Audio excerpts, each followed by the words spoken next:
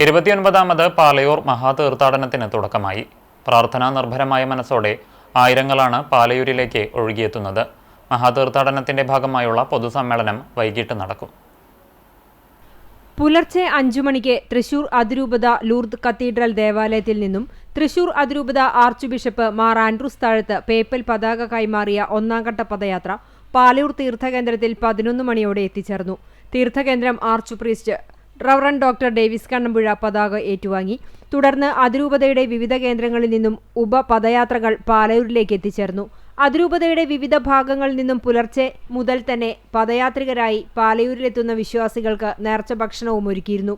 30,000-ഓളം പേർക്കുള്ള ഭക്ഷണമാണ് ഒരുക്കിയിരിക്കുന്നത്. തുടർച്ചയായി വിശുദ്ധ കുർബാനയും ഉണ്ടായി. ഉച്ചതിരിഞ്ഞ് 2 മണിക്ക് രണ്ടാംഘട്ട പദയാത്ര പാവർട്ടി സെന്റ് ജോസഫ് തീർത്ഥകേന്ദ്രത്തിൽ നടക്കുന്ന ദിവ്യബലിക്ക് ശേഷം 3 മണിക്ക് അതിരൂപതയിലെ യുവജനങ്ങളും ആയിരക്കണക്കിന് വിശ്വാസികളും സന്യസ്തരും ഒന്നിച്ച് അണിചേർന്ന് ആരംഭിക്കും. കോഴിക്കോട് കോട്ടോളി ക്രിസ്തുദാസി ചാപ്പലിൽ അന്ത്യവിശ്രമം കൊള്ളുന്ന പാലൂർ മഹാതീർത്ഥാടനത്തിന്റെ അമരക്കാരനായ മാർ ജേക്കബ് തൂങ്കുഴി പിതാവിന്റെ കബറിടത്തിൽ നിന്നും കൊണ്ടുവരുന്ന ഛായാചിത്രവും ദീപശിഖയും പഞ്ചാരമുക്കിൽ വെച്ച് മഹാതീർത്ഥാടനത്തിന്റെ കൂടെ ചേർന്ന് പാലൂർ തീർത്ഥകേന്ദ്രത്തിൽ എത്തിച്ചേരും. വികാരി ജനറൽ അച്ഛന്മാരുടെ നേതൃത്വത്തിൽ പദയാത്ര എത്തിച്ചേരും.